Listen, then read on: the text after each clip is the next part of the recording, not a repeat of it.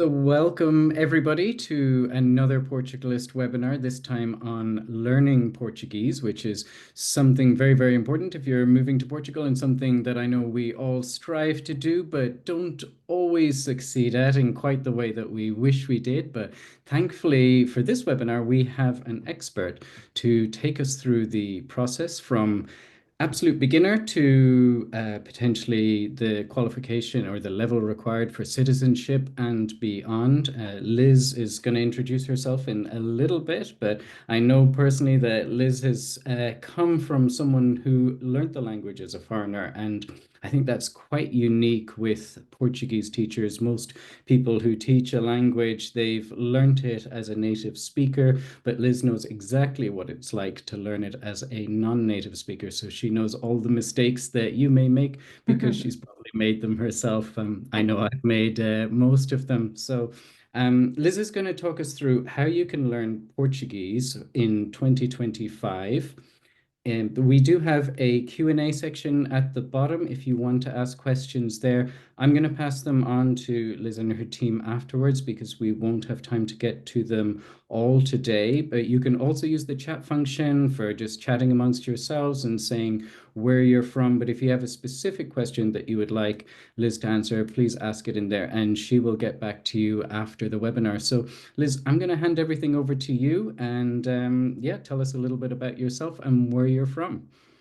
Awesome. Let's do it. Okay, so I am going to go ahead and share my screen so that you guys can see the lovely presentation I've prepared, but hopefully not my horrible busy desktop that's full of work. But yeah, thank you so much for having me again, James. It's really, really great to get the opportunity, as you say, to share my experience of learning Portuguese as a foreigner and hearing my experience of how it really can change your life when you're here, open doors that you didn't know existed, and lead to a much richer experience. So, with that said, you mentioned a little bit about who I am. Some of you may well know me from my YouTube channel. I do have a YouTube channel called Talk the Streets. We're at over 100,000 subscribers now. So if you've seen me there, hello again. But if you don't know me at all, I am English. The accent doesn't deceive you. I am indeed English, but I studied Portuguese academically. So that was my degree at university way back in 2005, which is longer than I care to admit. And I then later went on to qualify as an English Portuguese interpreter at London Met. And I've now lived in Portugal for nearly 8 years, and I've also lived in Brazil as well. So I have used my Portuguese extensively, and I realized that my life was exponentially better when I lived in Portuguese-speaking countries because I do speak the language. So I decided to start teaching so more people could have that experience. So now I teach it on YouTube, but I also teach online. I have over 1,000 students in my program, really specializing in people who are relocating and retiring here so that you can really feel at home and navigate life with joy. So again, as a language teacher, you'd think I was obsessed with grammar rules and getting everything right. But actually, the reason I teach is for stories like this. I just wanted to share a couple of snapshots of some of my students. On the left, we have Sophia, who wanted to learn because her Portuguese grandmother was turning 100, and she wanted to impress her by speaking at her, and communicating with her at her birthday party, which she did. And it was so joyful to see how her whole family opened up and so many stories opened up because she could finally speak Portuguese. And on the right, that's Melanie, another one of my students. She has moved to Ancião, where a lot of the population don't speak English, but she has thrown herself into life, joining rambling clubs. This is her at her knitting circle, and she's made so many Portuguese friends. So if you're considering coming here and you're thinking, do I really need to learn the language? My advice is yes, because these are the kind of experiences you can have and the kind of connections you can build if you decide to take it seriously. So Have you tried it before? Maybe you have tried it before and it hasn't gone well, or maybe you're coming to it for the first time, starting from scratch and wondering, what do I need to do to actually succeed? Because as James mentioned, there are a few traps you can fall into. They are the same mistakes that I see people make time and time again over the years that I have been teaching. So if you have been struggling, that's what this presentation and lesson is going to be all about. It's going to be about getting you started in the right way so that you're not wasting your time and you're actually starting to see some progress quickly. Okay, so the first mistake, let me know in the chat if you've done this, because I'm sure most of you have. Nowadays, when we want to learn a language, the first thing we reach for is Duolingo. And this little meme here gives you an idea of what's going on if you do decide to use Duolingo. They still only have Brazilian Portuguese that they teach. And so the European Portuguese or Portuguese from Portugal is not actually what you're going to be learning, much to the sadness of the Portuguese. But why is that important? Well, the first thing that I want to say is I have lived in both countries. Both variations of Portuguese have a special place in my heart. Neither one is more correct or more useful, but there are some major differences. And that's what I want to start off by explaining here. Because if you're moving to Portugal or connecting with Portuguese family, it really does just make sense to learn the variation that's going to be used by the people you are speaking to. And people usually say, well, isn't it just the same as like American and British English? Because that's very similar. It's just a different accent. But the truth is, no, it's a lot more different than that. And that's what we're going to start by taking a look at. So the first thing that is different is the pronunciation. We're going to have a whole section on pronunciation in a bit, but this is just to start demonstrating how you can easily go down the wrong path if you're focusing on Brazilian Portuguese. So in Portugal, we say bom dia, bom dia. And in Brazil, they will say bom dia. Okay, that D becomes a J sound, right? So again, there's tons of Brazilians in Portugal. You will be understood. It's totally fine. But I'm just explaining here how you might be learning something completely different to what's being used. So also in Portugal, we would say the word verdade with a very closed E at the end there. I'm going to go on to explain what that is. And in Brazil, they will say verdade, verdade. So it's almost like a whole other syllable that they put on there. So they would say igualmente in Portuguese. So you can start to hear that the Portuguese sounds a lot more swallowed. It's a lot more in our throat. And in Brazil, we'll say igualmente. Again, more syllables, more open sounds. In Portugal, we would say real. And in Brazil, they'll say real. Okay, so that L even becomes a W sound. So we really do have lots of differences when it comes to pronunciation. But even the vocabulary can be different, all right? So your cão in Portugal, which is a dog, will be a cachorro in Brazil. A comboio, which is a train in Portugal, will be the trem in Brazil. Your autocarro in Portugal will be the ônibus in Brazil. Okay, so completely different words for the same thing. And the last one is knickers. In Portugal, it's cuecas. And in Brazil, knickers, so like female underwear, is your calcinha. Okay, so lots and lots of differences right off the bat here. But really, it's the grammar that is going to cause the differences that are more pronounced, right? So again, British English, American English, we don't really have grammatical differences. It's accent and it's our choice of words a lot of the time. But in Portugal, we'll actually have different grammar structures to what they do in Brazil. So if I want to say I am working, which is something that's happening now, I say estou a trabalhar. That's the formation I will use. But the Brazilians will use the gerund, which is an ando at the end. Estou trabalhando. Okay, so really quite different. The biggest difference you might notice is that the Portuguese have they have additional conjugations, And in Brazilian Portuguese, we use much fewer conjugations. You can actually get away with using only 3 conjugations of a verb, whereas in Portugal, we will use 5, sometimes even 6, okay? So I would say, do you want? I would say queres, okay, which is one conjugation of a verb. But in Brazil, they use the word você a lot. And funnily enough, that's now considered quite rude in Portugal. It's a long story within history as to how that happened over the years. But in Brazil, it's absolutely fine. You can call everybody você, and it's not going to offend anybody. Okay, so they say você quer. So again, a really big cultural difference there as well in the way that the language is used. We would say vamos à festa in Portuguese. Again, vamos being the we conjugation. But in Brazil, a gente vai à festa. We actually refer to ourselves as a gente, the people, okay? So it does feel a lot more colloquial, a lot more informal. And then also position of things that we call pronouns. I love you in Portuguese from Portugal will be amo-te.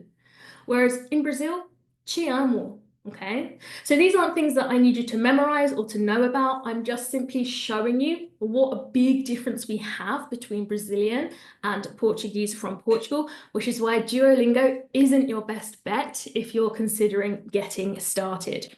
Because the main obstacle that you'll face is actually understanding Portuguese the way that it's spoken in Portugal. Hopefully you would have been able to hear when I was doing those two side by side that in Portugal, we have a lot of closed vowels. We actually swallow a lot of our syllables. So if you haven't been exposed to hearing this early in your journey for learning Portuguese, it's going to be confusing and difficult to pick up, okay? So that's why you must make sure that any apps or resources that you are using to learn Portuguese specify that they're speaking European Portuguese. So you can look for the Portuguese flag, okay? That is the giveaway. As you'll notice in Duolingo, they have the Brazilian flag and the language Portuguese. So that's how you know. So what are some apps that I do recommend that do have European Portuguese built in? Well, here are a few. We have Memrise on the left, that is probably the most similar to Duolingo in its functionality, but it does have Portuguese from Portugal. Then we have Drops, which is more focused on vocabulary, but again, we have the European Portuguese audio. DeepL is actually my favorite translator from one language to another. Again, you can pick Portuguese from Portugal. Google Translate has actually updated and does now have the European Portuguese function, but I still think that DeepL is better. Lingo Clip is a super fun one. It's all about using music to practice your Portuguese. And again, you can choose either Portuguese or Brazilian music. So you can just go for the ones that have the Portuguese flag. And then finally, Lingui is my favorite dictionary for having on the go, and we're going to come to that a little bit later. But my main piece of advice for you is that apps should always be what we consider a side dish to complement your learning and not the full meal. So I personally don't think that you can get a really good handle on the language if you're only using an app. But it is a really good way to supplement what you are learning, to play games, to do something a little bit different. So that would be my big recommendation when it comes to picking up your phone. What am I going to choose to be practicing my Portuguese? Okay, these are the ones that I want you to think about rather than Duolingo. Okay, so on to our second mistake that people usually make. If you sign up to a traditional course, what they're going to give you is usually a teeny weeny bit of pronunciation and the rest is all grammar. And it gets very overwhelming very quickly. And this is why people say, oh no, I'm terrible at languages, or oh, I did French GCSE and I hated it. I'm just not a languages person. That's just because you were overloaded with too much grammar that you didn't actually need. So my approach is quite different. I think that you should be putting an equal emphasis on pronunciation, grammar, but also what I call real life Portuguese, which is practicing listening to the way that the real Portuguese people speak every day in the street, right? focusing on practical situations that you're actually going to be in. Okay, so this is a much better method, I believe, for helping you feel in control. So if we were to dive into a little bit about pronunciation, then next, the first secret is it's not Spanish, okay? And one of the main ways we can differentiate it from Spanish is thinking about open and closed vowels. So I've mentioned closed vowels a couple of times here. So what is it that I am talking about? So let's take a look at these two as an example. We have the name Maria. In Spanish, we would say it like this: Maria, Maria. So hopefully you can see that my mouth is opening quite a lot, but this is an open A, okay? Maria, okay? In Portuguese, we're actually going to use closed A's. What does a closed A sound like? It sounds like the word away. In English, we have the word away. That begins with a closed A. We have it in English too, okay? So instead of saying Maria, like I would say in Spain, I would say Maria. And automatically, I sound way more Portuguese than Spanish, okay? Maria. Hopefully you can hear that that is quite different. Another example, asking how are you? In Spanish, we will say ¿Qué tal? ¿Qué tal? Again, you can see my mouth open. Que, that E is an open E. But in Portuguese, we close it down. If I was to say that's cool, I would say que fixe, que fixe. So hopefully you can hear that those two E's at the end of que and fiche, they happen in my throat. And I can't hear any of you, but if you want to give it a practice, that's a really good way to improve during this session. Just try doing an okay? That's the E that we want in Portuguese, not an okay? Versus So there's your explanation of open versus closed vowels. So using the same example, we can talk about something different again with the difference between Spanish and Portuguese. Portuguese is a stress time language. What does that mean? Well, in comparison, Spanish is what we call a syllable timed language, which means we stress every syllable with equal emphasis. And this is why it's actually easier to hear if somebody is speaking in Spanish or Italian or something that is syllable timed, because we hear every syllable. ¿Qué tal? ¿Qué tal? I'm hearing both of those with equal emphasis.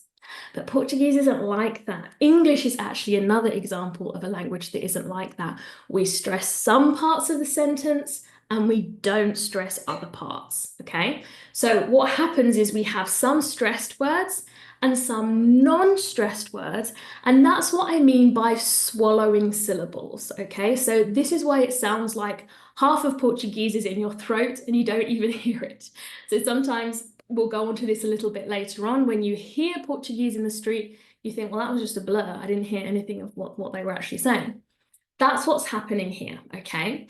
So if I say que fixe, you can see that I'm only stressing fiche and que gets a little bit swallowed, okay? I'm not saying que fiche. That would sound weird, okay? Because we have that closed vowel. It's the closed vowels that are unstressed, okay?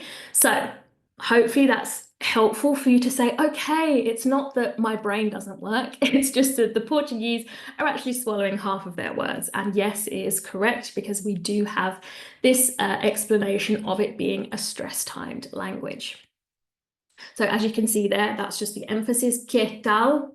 Both stressed. Que fixe? Only one is stressed.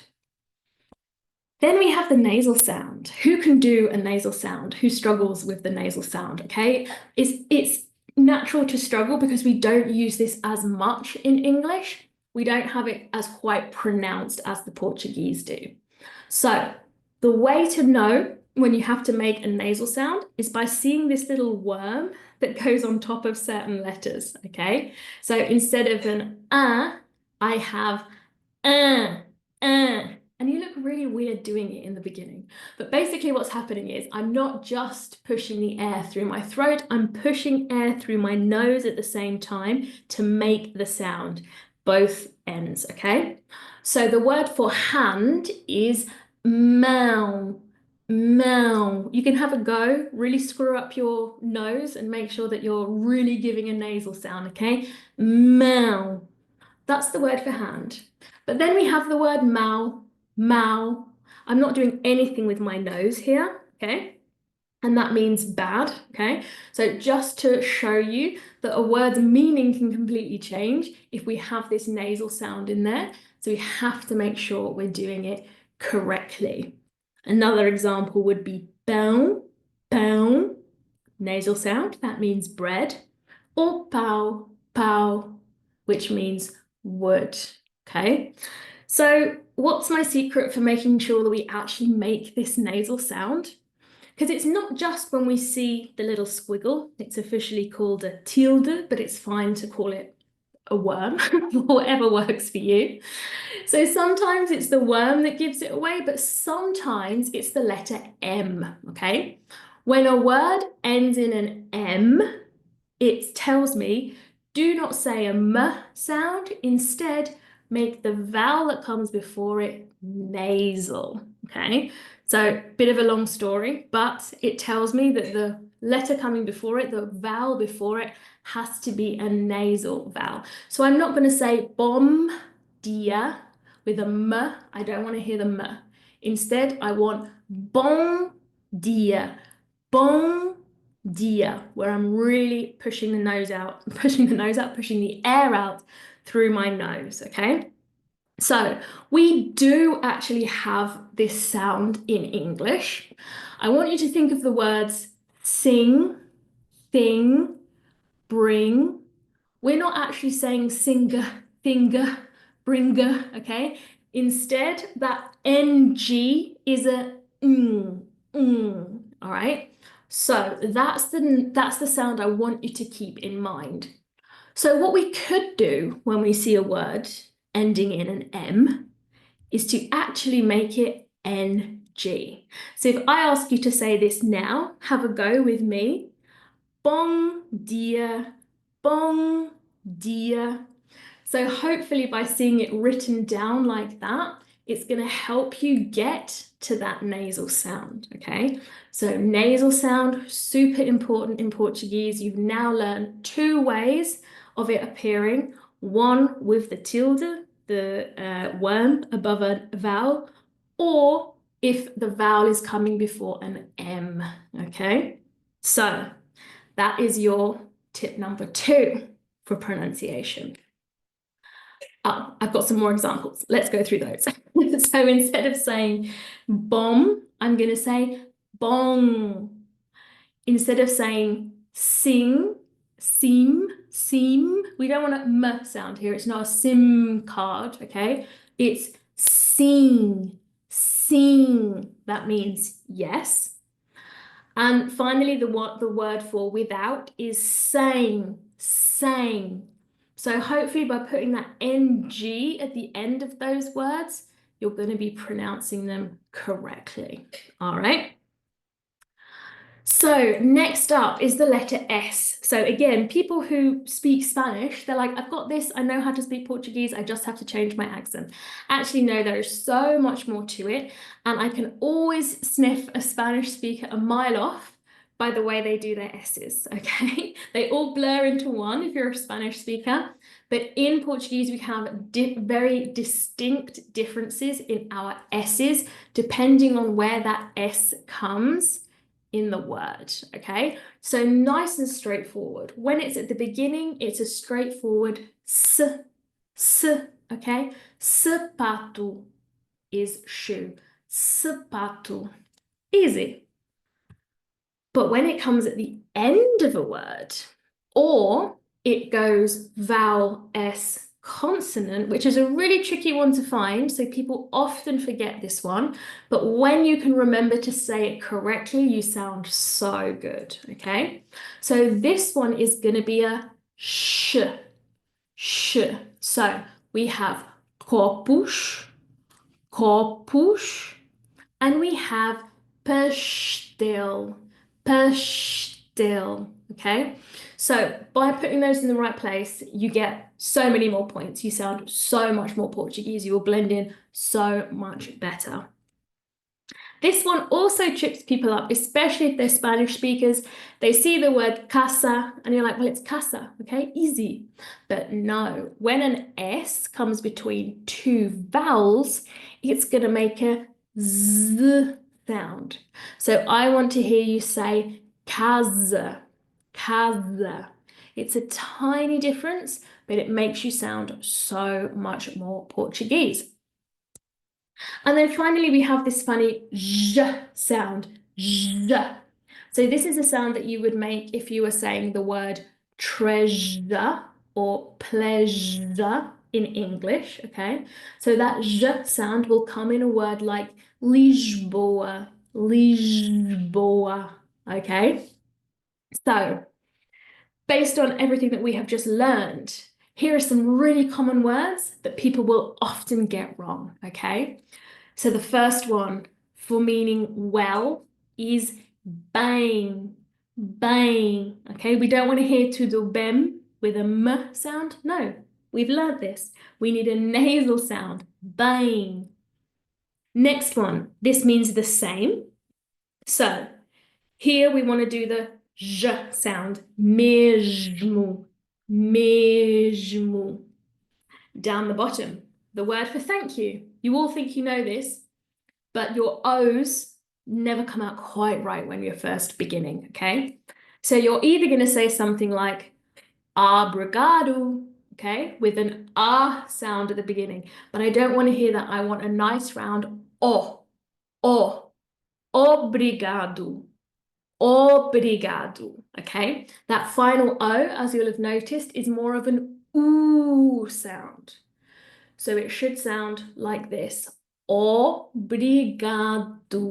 So really look out for these vowels in particular, because they're the ones that are going to give your American or English accent away, okay? The second ones, rua, rua. We have a word beginning with an R, which either gives us a R or a H. It doesn't really, it depends by region. It also depends by kind of generation. There isn't really a set rule for which one you have to use. Just use whichever one is easier for you to make, okay? Rua or rua. This next one, everybody sees the nasal sound at the end and they're like, yes, I've got it. It's viagem. And they put the stress at the end because they're so proud of doing the nasal sound.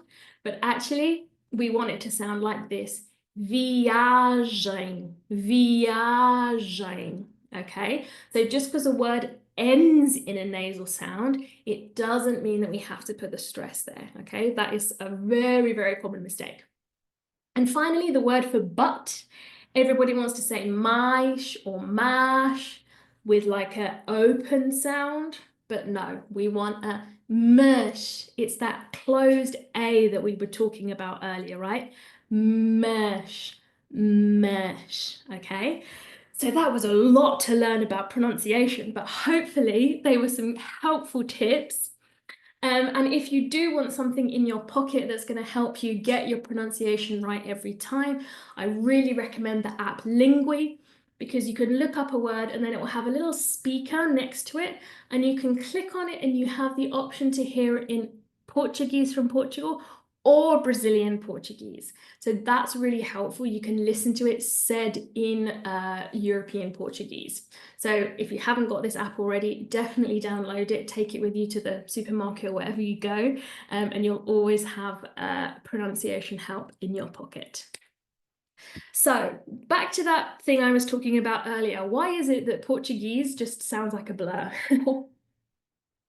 So if you've tried to listen to people in the street and you've thought, well, I must be going mad because I can't hear where one word ends and another one begins. Correct, that is how it sounds. And again, it's down to that stressing of syllables that I was talking about earlier. So what we're going to do is we're going to compare a very simple conversation We're going to see it written down, and then I'm going to tell you how it probably sounds with the dropped syllables, okay? So it's Sophia and Miguel bumping into each other in the street and saying hi, okay? So we start off with Olá, Sofia, tudo bem? Hi, Sophia, how are you? Olá, Miguel, estou bem, obrigada. E tu? I'm good, thanks, Miguel. And you? Vai-se andando. Tens novidades? Oh, yeah, it's going. Any news? Não tenho, infelizmente. Estou pouco atarefada. Okay?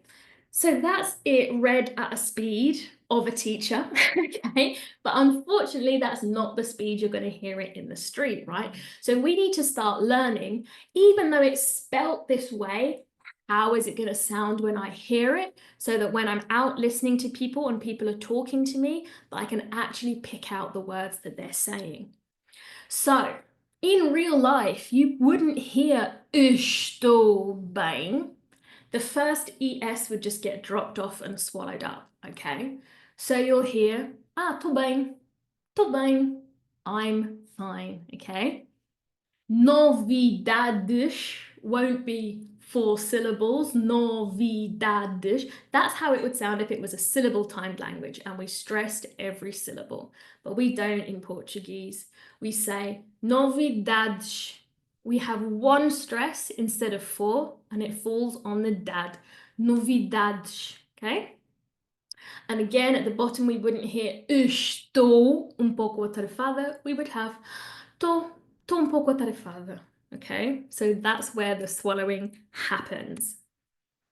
Next up, e a família está bem? And the family, are they well?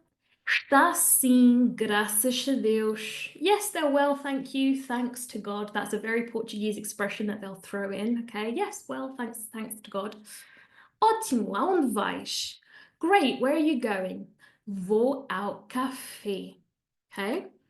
In real life, we wouldn't hear está bem, está sim. We would hear tá bem, tá sim. Okay? So this is why it's so hard to detect full words. But as you can see, they are there. We just have to learn where the syllables get dropped. And finally, divirte então. Até logo. Oh, have fun then. See you later. Ciao, ciao. Até logo will turn into te logo, te logo. So even that final O will get dropped off as well, all right? So hopefully you can see, it's not just you're not going crazy. It does sound very blurred, but this is what's happening. It's the fact that we're only stressing certain syllables. So by learning it in this way, we'll actually start to recognize what we're hearing because we're anticipating the fact that we're only going to hear half the word, okay? But something to make it really easy for you. I'm going to give you something that is going to give you confidence to go out in the world right now and start using Portuguese today, because we don't have to learn complicated phrases and, whole sentences. I call these one-word wonders because they're easy to learn and they're easy to put into your day-to-day life without having a huge vocabulary list, okay? So here are some of the most common one-word wonders, as I call them, that you might need to use day to day. So you can write these down and practice them with your new pronunciation tips that you know now all about.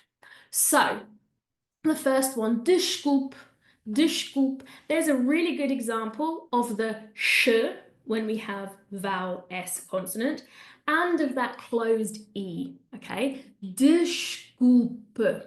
This means sorry or excuse me. Okay, so if somebody bumps into you, for example, you say, desculpe, sorry. You could also use it to get somebody's attention. Next one, posso, posso. Again, a great example of an open O, followed by an U at the end of a word. Okay, so this means may I. So you might not be able to say the whole sentence of, may I take this chair, or may I open the window? But you can simply say posso and then start to do it, and the person will know that that's what you're asking. Oh, may I? And then they will give you one of these two answers. They might say claro, claro, of course. Again, that oo sound at the end. Or they might say força, força, meaning go ahead, okay? And this is another great one that you can use, for example, if somebody needs to go ahead of you in the supermarket line because they have a kid or something, you can say, força, força, go ahead. That C, by the way, because it has that little beard on it, that's why we're not saying forca, okay? That cedilla tells us that we have to make it a S, okay? Força. Couple more. Então, então. That really nice nasal sound again. You spotted the worm, so you know that that has to be a nasal A, okay? This means hey, okay? It's just a way of greeting somebody, okay? So that's a really nice one that you might hear people greeting each other on the street saying. If you want to say that it's nice to meet somebody, you can simply say prazer, prazer, okay? If you want to say same, likewise, same to you, you can say igualmente. And the reason I love this is because somebody might say to you, bom fim de semana, for example, have a good weekend. And you don't know yet how to say the whole thing back. So you can just say, same to you, likewise, igualmente. Okay, so this is a really good one to have in your pocket. And finally, tchauzinho, tchauzinho. You might have noticed that the Portuguese add inho to a lot of words. It's kind of like just an affectionate, informal thing. It doesn't mean anything literal. It is technically a diminutive, meaning that it's the smaller version of something. But the Portuguese throw it around all the time to be informal and affectionate. So that's a way of making the word goodbye, ciao, a little bit more affectionate. Tchauzinho, okay? Couple more. These are really nice ones on the left-hand side. These three are nice like exclamations. So ótimo, great. So somebody might ask you how you are or whether you enjoyed a meal or whatever. And if you can only come up with one word, say ótimo, which means great. Or you could say espetacular, espetacular, which means like wonderful, spectacular. Don't forget that shush sound in it. Or you could say adorei, I loved it, adorei. So if like a waiter's taking your plate away, for example, you can simply say adorei, I loved it. Last three then, parabéns. I didn't tell you this, but when a word ends in NS, it works the same as M, okay? So we have to make that E nasal as well. Parabéns, parabéns. That means congratulations or happy birthday. So if you know somebody whose birthday is, you can impress them by saying parabéns. Fiche, you already heard a little bit earlier. It means cool. So again, if somebody has given you a bunch of Portuguese that you didn't quite catch, but you know that your reaction should be positive, you could say fiche, meaning cool. Okay. And then finally, bora. It means let's go, okay? And it's a nice positive exclamation to give, okay? So hopefully this goes to show you that you don't need to spend hours memorizing lots and lots of phrases with really long sentences. If you learn words and you pronounce them really well, you're already going to start making good progress in Portuguese, okay? So on to the final part, which nobody loves to do, which is grammar. I kind of do love grammar, actually. I find it very logical and reassuring. But this is what usually happens when people use Duolingo. This is just a silly Game of Thrones meme where Tyrion is trying to speak in very bad, I think, High Valyrian. And because he's probably used something like Duolingo to do it, he can't speak in full sentences. He can just sort of say odd words here and there. And when you try and string it together, it doesn't make sense. So he says, for your baby, to eat, and he manages to say, she thinks you want to eat her baby. So again, just a reminder that using incomplete things like Duolingo, who will teach you things like the dog is wearing a skirt, like you're not going to need to say those things. And if you try and piece things together from what you've learned at Duolingo, it can go a little bit wrong, okay? So I'm just going to give you a couple of tips for grammar if you are just getting started, because by learning these things early, it's going to start to make a lot of sense the way the rest of the language works, okay? And the first thing is gender. We all get it confused, especially if you're an English speaker, because we just don't have this. I don't know if a table is masculine or feminine. I certainly don't know if a croissant is masculine or feminine. Like, how are we supposed to know? And also between Spanish and Portuguese, the gender can change. So just because something is one gender in Spanish, it doesn't mean in Portuguese it will be the same. Isn't that fun?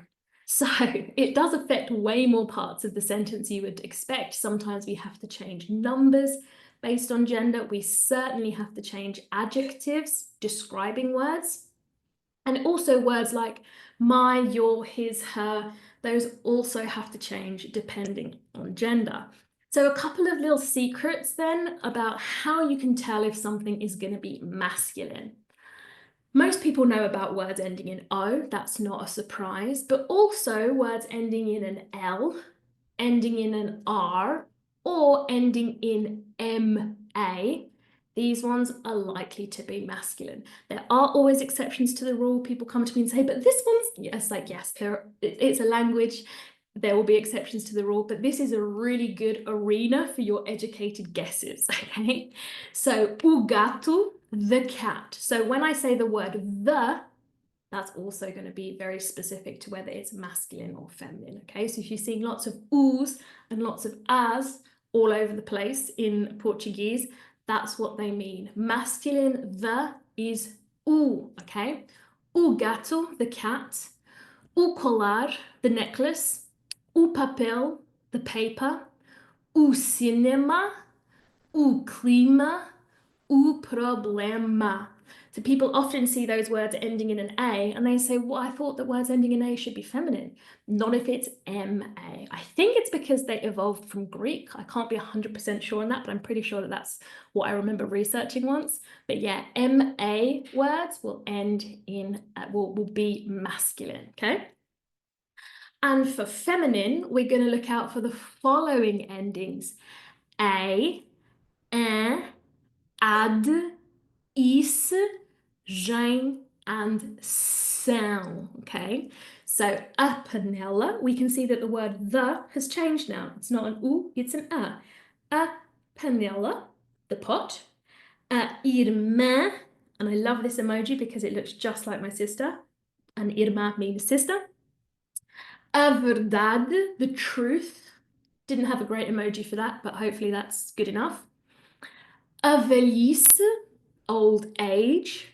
A viagem, anything ending in gen, we're going to assume that that's feminine. And estação, the station, okay? So hopefully by looking out for these endings, you're going to start to think, okay, I think this is going to be a feminine or a masculine word. And the best advice I can give you is learn gender as you go. If you're using something like Lingui to build up a vocabulary list, I don't just want you to write down flor for flower.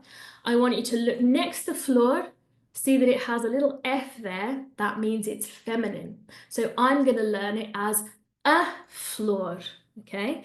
That way I'm always going to remember that it's a feminine word. And the thing I get to do I get my students to do, which they all love, is to go around their house labeling everything, making sure they use the gender. Even the cat doesn't get away with not being labeled. You can even use different colored post-its for different genders. So anything that will help you get into the idea that we have to be thinking about gender right from the very beginning. It's going to make your life so much easier down the line. Tip number 2, and I've only got a couple more because I know I've been talking a lot, but hopefully it's been helpful. Tip number 2 is to use the definite article correctly. Well, I promised you I wasn't going to go on about grammar, but this is really important, and it's actually quite simple. The definite article, it just means the word the. So just as we were looking at o gato, the cat, okay, we need to be aware that the Portuguese use the a lot more than we do, okay? So here are the examples. So they use it for most proper nouns. So anything that would have a capital letter in English, you usually need to put the in front of it. So a person would be a Joanna, which feels really weird. Why am I calling myself the Joanna? Okay, but it is true. It does need to be in there for you to be grammatically correct in Portuguese, okay? O Brazil, countries also have a gender. So if we're referring to Brazil, we don't just call it Brazil, we call it o Brasil. We have days of the week, a segunda-feira, a segunda-feira. We don't say the Monday, okay? But we do need to say it in Portuguese. And places as well, o Algarve. We do actually say the Algarve in English, so that's just something to think about. But yes, places, anything that has a capital letter, as I said, we need to know its gender and use it, okay? So that's why when somebody has asked you the question, de onde és? Where are you from? You might say something like, sou dos Estados Unidos. So, Estados Unidos, the United States, is masculine and it's plural. Okay, so this is why I'm telling you it's really important to learn genders, okay? Because to get any grammatical structures correct in Portuguese, we need to know them. So, USA is masculine and plural, so I have to say dos, from the United States, okay? Canada is also masculine, but it's singular, so we say o Canada, sou do Canada. An example of a feminine country, Romania, so it's a Romania, so you will say sou da Romania. All right. So that was a lot that I gave you in a very short amount of time, but hopefully you've been able to see that by breaking it down in this way into pronunciation, practicing the way that we're hearing Portuguese in real life, and only focusing on the bits of grammar that are going to make the biggest difference, it can be straightforward. You don't have to be a language learning genius. Really, it's the overly academic way that languages are still taught that make people feel stuck and frustrated. And if you rely on apps and short videos, they don't give you everything that you need to complete the puzzle, all right? So, what I've taught you today really is the tip of the iceberg in terms of what I can teach you to get confident and conversational in Portuguese. So if you have enjoyed this lesson, of course, I would like to extend the invite to you to join my program, which is called Portuguese Pro. Okay, so a couple of minutes, a quick overview, what it is. It's my program that takes you from saying your very first words up to holding your first conversations with native speakers, so that you can just enjoy life here, okay? Navigate every day with joy and ease. So we have an intensive online curriculum that follows the structure I've showed you already. We have weekly live sessions and an active community of hundreds of dedicated, like-minded students to keep you motivated and accountable to get you to that confident and conversational space in Portuguese. And you do have lifetime access to the program. So a quick story from one of my darling students in the middle there, Sharon. She's so awesome. She relocated to the Algarve by herself from the US, but she started learning Portuguese before she arrived, so that by the time she actually got here, she was so confident with her conversation skills that she made great friends with her landlady and landlord, that's Carlos and Rosa in the picture there. And she's also started volunteering for a local charity. And she says the best part is that I just feel like part of the gang, okay? And that is the difference between deciding to learn Portuguese and deciding, hey, it's not for me, I'm not gonna try, okay?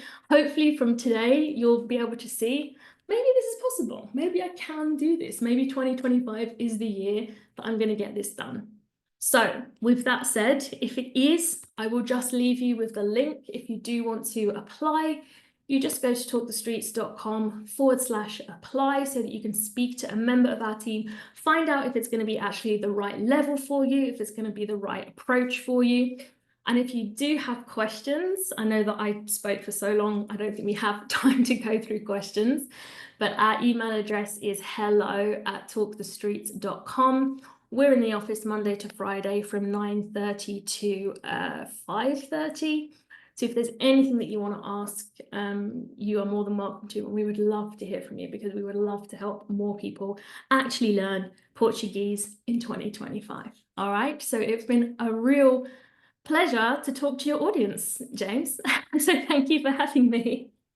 Thank you very much for talking us through that. I can see from the chat that people have found it very helpful. A lot of the things Good. that you mentioned with getting overwhelmed by Portuguese seems to be a common struggle that people have. So I think people will appreciate that. And we all appreciate hacks, right? We all appreciate the little things that are going to make a big difference. So I think those little phrases you said, the little pronunciation things to know, that's really going to help people out as well, just to jump ahead and make their lives easier. And it's also great to be put on the right path because it's very easy to think, like you said, Duolingo, or I'm going to start using another program like that and invest so much time in it when that time could have been better spent with something else. So thank you very much. Yeah, 'cause we all have so much to do, right? So, and Yeah. especially if you're relocating, you've got so many things to think about. So I understand that people think, well, I'll just get there and I'll learn by osmosis. It's fine. I'll just pick it up once I'm there.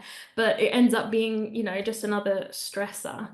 So I just noticed somebody asking in the chat, will they get the recording of this session? And they will, won't they? We'll send an email after this and they'll get the recording because I know that I gave you a lot of info. You probably want to go back and take notes. Definitely. I'll put that up on YouTube and make that available to everybody who attended today, so they'll be able to do that. I'll also send out an email afterwards with your contact details. So any Someone just questions? said in the chat, adorei. Yeah, maybe it's the one that I Perfect. told them. You're definitely doing your job then. People are learning in leaps and bounds.